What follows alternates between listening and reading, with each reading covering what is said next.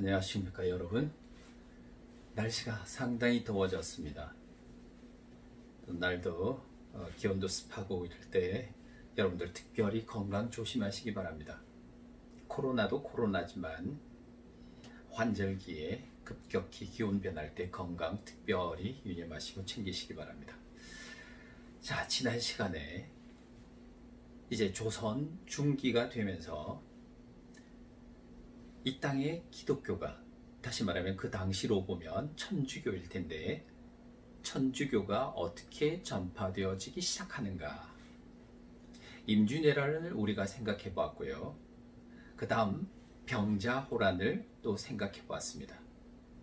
임진왜란이 1592년, 병자호란이 1636년이었습니다. 그 기간 동안이 약 한 35년여 정도, 또 약 한 40년 전체적으로 보면 이렇게 볼 수 있지만, 이 당시에 또 어떤 변화가 조선에서 있는가? 전 시간에 말씀을 드렸습니다만, 천주교의 이 기독교 전파, 이 어떤 방법은 위에서 아래로의 전파가 기본이었죠. 그래서 말씀드렸다시피 국왕, 지배층, 그리고 최고 지식인들에게 먼저 전파를 시키자, 이 전술이었습니다. 그래서 조선을 타켓으로 보면서 청나라의 인질로 와 있던 소현세자를 타켓으로 삼았던 것이죠. 하지만 영세까지 받았던 소현세자는 돌아와서 왕이 되지 못하고 갑자기 죽고 말았습니다. 이러면 애써 노력하고 시도했던 그 과정들이 무너질까, 이 생각이지만 이제 또 다른 변수가 생기기 시작합니다. 자, 그건 뭐냐면 조선 후기에 우리 사회가 급격하게 변하고 있어요. 뭐냐면은 조선을 지배했던 지배 이데올로기, 사상, 곧 유교였죠. 이걸 특별히 성리학이라고 불렀었는데, 이 성리학이 대단히 지배층의 사상과 체제의 이념으로 굳어지면서 이른바 사변화되어 가기 시작했습니다. 사변화. 이 말은 대단히 이 이론적으로만, 사상적으로만 무장되어 가지는 것이고, 그리고 실질적인 생활과는 상관이 없어져 버리는 것이죠. 그래서 성리학에 대한 반성의 기운이 서서히 시작됐습니다. 특별히 전쟁 이후에, 양난 이후에. 그와 같은 가운데서 이제 어떻게 하면 우리 현실에 맞는 새로운 사상이 없을까? 이제 이런 세상 생각과 사상을 가진 지식인들이 이제 중국의 주인공이었던 청나라의 사신으로 왕래하면서 새로운 사상을 맛보게 됩니다. 그건 두 가지인데요. 첫째는 양명학이라는 것이고, 두 번째는 고증학이라는 것입니다. 양명학은 왕양명, 상산 왕양명에 의해서 성리학의 대체로 중국에서 등장한 사상이었습니다. 하지만 유교의 본질은 크게 벗어나진 못했어요. 그나마 사상 이론의 가장 기본이 지행합일, 아는 것과 행동하는 것을 일치시켜보자. 이건 기존의 성리학에서 그래도 진일보한 것이죠. 변화된 것이죠. 두 번째는 고증학이라는 것이었습니다. 청나라가 안정기에 접어들면서 중국에서는 문화 발전이 엄청나게 일어나요. 세계의 사상과 문화가 흡수되고 중국 자체의 수많은 흩어져 있던 문화가 결집되어지는 이른바 청의 르네상스가 이루어지기 시작합니다. 이때 강희제 같은 경우에는 우리가 잘 아는 강희자전이라는 방대한 백과사전류의 책을 만들어내는 것이죠. 언어에 대한 연구에 들어갔습니다. 감희제, 걸륭제, 옹정제 이와 같은 시대를 우리는 흔히 르네상스라고 불렀는데 그 언어에 대한 본질의 연구, 이것은 유교의 근본을 연구해 보는 것이죠. 그리하여 근본을 연구하고 증명한다. 그래서 고증학이라는 것이 등장한 겁니다. 이 즈음에 조선에서 청나라 사신으로 다녀오던 지식인들 사이에 이를 맛보게 되고 관심을 갖게 되어지는 사람이 있습니다.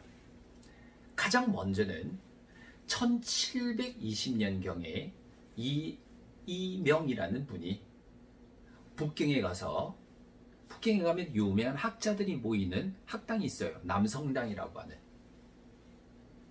남성당. 어떻게 얼핏 생각하면 목욕탕 이름 같기도 하고. 남성당이라는 이 학자들이 모이는 이 학당에서 독일 신부를 만나게 돼요. 이명이라는 사람이 괴글러라고 하는 독일 신부였는데, 괴글러 이름이 조금 특이합니다. 이명, 괴글러. 이때가 1720년. 남성당. 그를 만나서 관심 분야였던 천문, 역법 이런 것들을 듣고 배워오기 시작합니다. 역법이라고 하면 우리 기상 천체의 어떤 순환, 간단히 말하면 달력에 관한 이론이에요. 일식, 월식을 비롯한 조수 이런 등등이 이해할 수 있는 달과 태양과 그리고 이런 지구와의 관계 같은 이런 역법도 배워오게 됩니다. 그리고 곧 이어서 1766년쯤에는 연대보다도 이름을 기억하는 게 좋죠. 드디어 홍대용, 실학자이죠. 홍대용, 실학자 중에서도 북학파였습니다.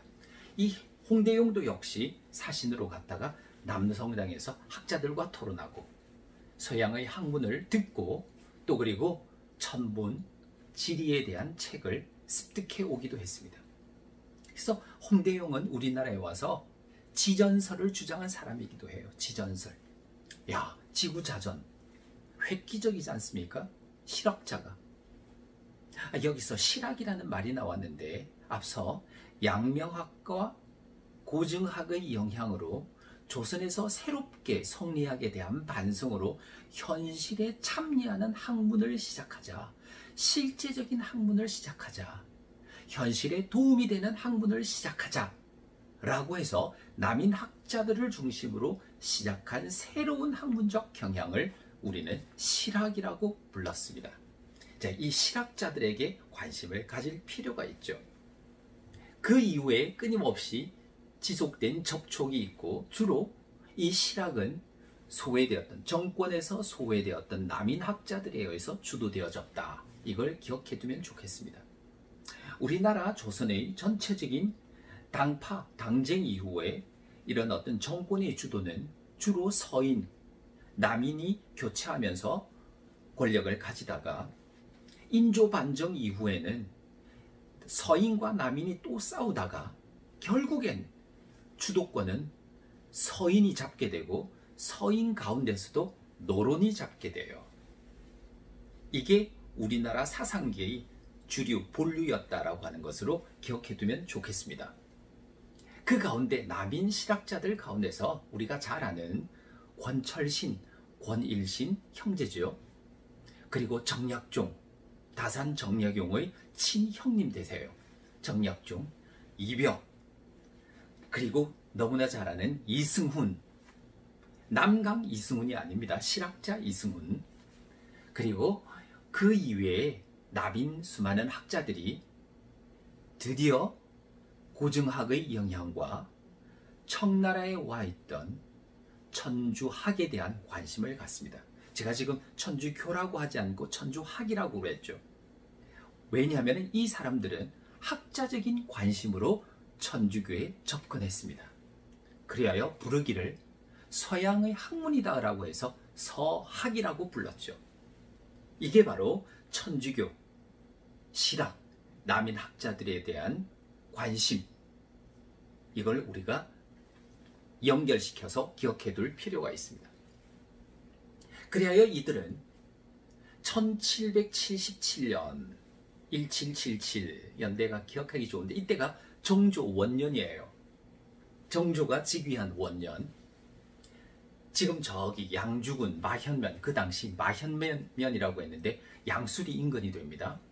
앵자산이라고 하는, 아주 높지는 않습니다만 앵자산이라고 하는 곳에 주어사, 당시 주어사라는 달릴 주자와 물고기 어자, 주어사라는 절과, 그리고 우리가 잘 알고 있는 천지남 등지에 모여서 강회를 열고 자기들이 배워오고 들어왔던 서학에 대한 학문적 토론을 전개해 나갔습니다.